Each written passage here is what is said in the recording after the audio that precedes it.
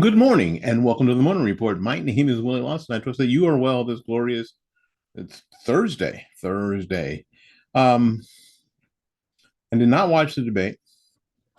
If you watched the debate, write what you thought in the comments. I did. I told you I wasn't going to watch it, so I wasn't going to tell you I'm not going to watch it and then watch it secretly.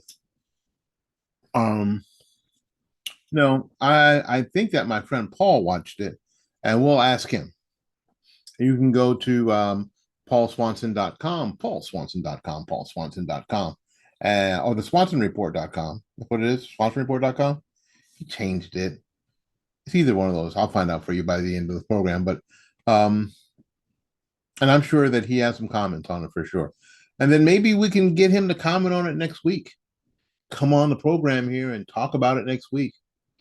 I'll give him the stage, and then he can talk about it next week. What I'm interested in right now is that after 3 years of the Democrats refusing to acknowledge there was some sort of level of election fraud or mess ups during the 2020 presidential election, the office of the Secretary of State of Georgia that there was a said that it was a that was faulty while handling the ballots.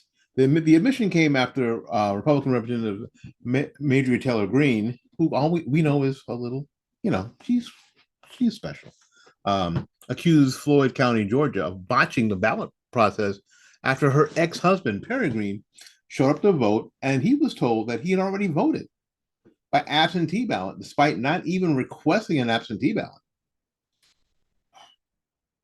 That's a problem. Perry Greene said that there was an issue that was not a one-off mistake. Last week, Greene explained what happened at the polling station on Twitter. The Republican and her then husband were called liars until they did a Freedom of Information Act of the documents that proved that they were correct and that she provided to Just the News. According to Greene, the document showed that Perry never requested an absentee ballot, nor did he ever turn one in. He was forced to surrender the absentee ballot that he never requested in the first place so that he could vote in the 2020 general election.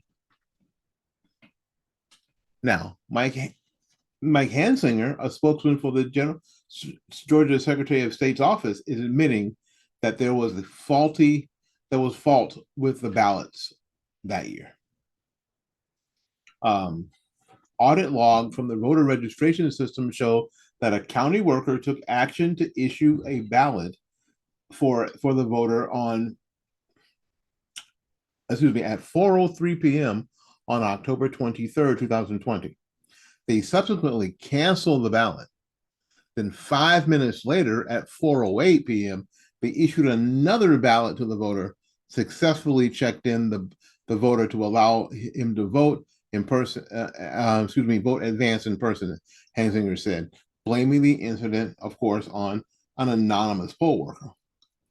Hansinger also admitted that Floyd County made many mistakes during the 2020 election, adding that the office's director was forced to resign because of it. Perry Greene said there were about 3 other people in line with them who experienced the same thing. Greene claimed that 3,000 ballots for former President Trump were in a box on the floor, referencing the 2,600 ballots that mainly went for Trump and were discovered during the state's audit. Perry Greene said enough there to say there's fraud in the system and it needs to be investigated. Well, here's the deal. There may be fraud in the system, but it's a mess and it needs to be investigated and it needs to be fixed. Because one of the things is that, yes, the election system in this country is run by volunteers or run by people who volunteer to work at almost no money.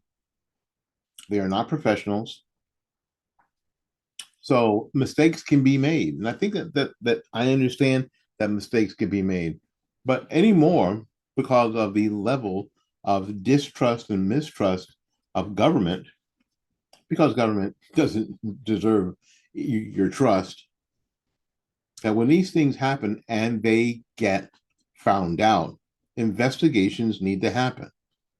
Trump and 18 of his allies were indicted on state charges in Fulton County for allegedly attempting to overturn the 2020 election results in the state of Georgia.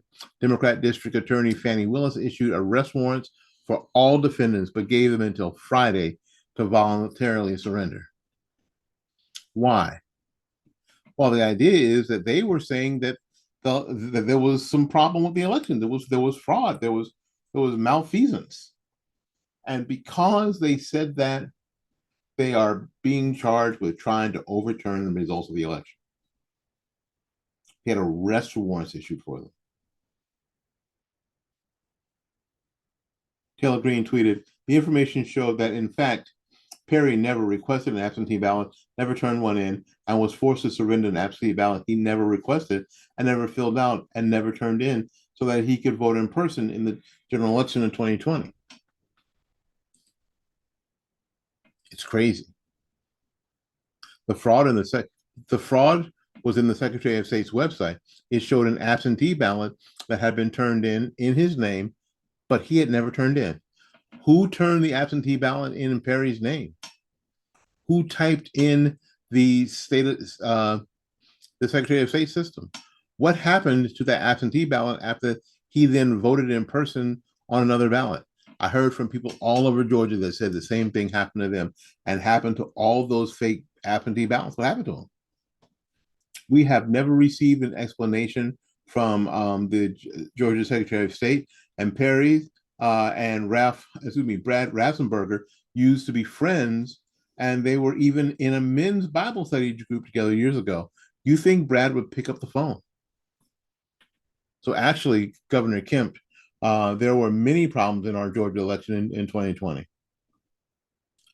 She says, I've read all the Freedom of Information documents, and I'm happy to share them.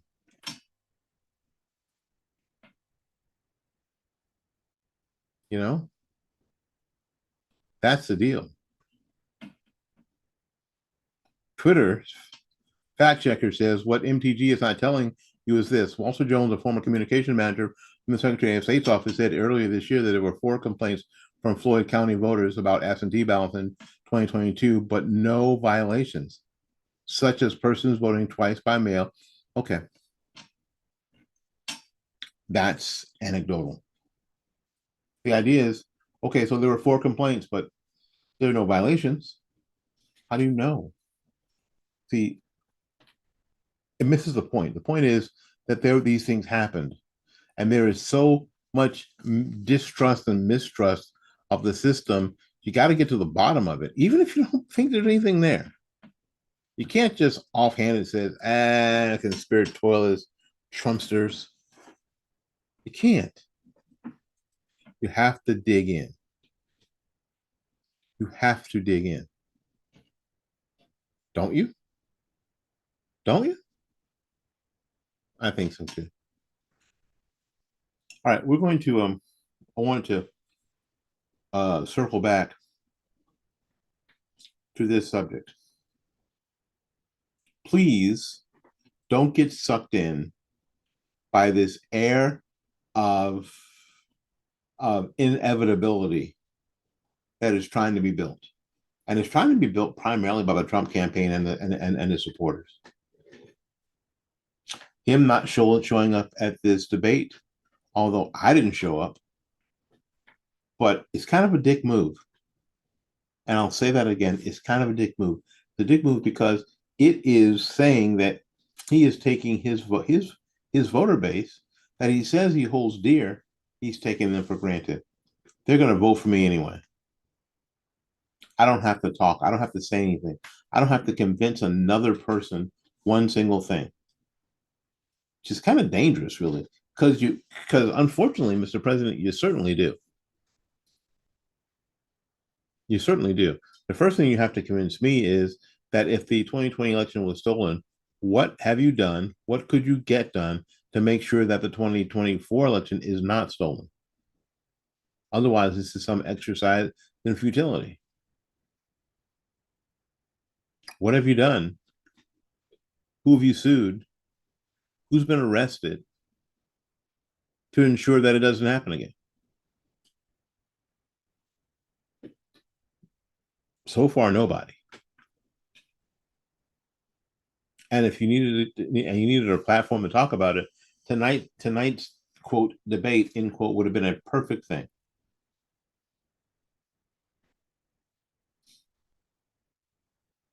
But in any case, do not let anybody tell you who to vote for. Don't let the Biden, excuse me, the what's his name, Trump people tell you that it's over. He's leading by 60 points. Nobody's leading by anything because nobody has voted. Nobody's leading by anything. There is no leader. There is no person losing. Nobody has voted. When people vote in the primaries, then we'll know. Then we will know. Until that happens, everybody's at zero or everybody's at a million, whichever one you want to go by. All right, we got to get out of here, make room for somebody else. So until we see you again, go out there and learn something, love somebody, and for goodness sakes, y'all take care of yourself. We will see you when we see you. Bye now.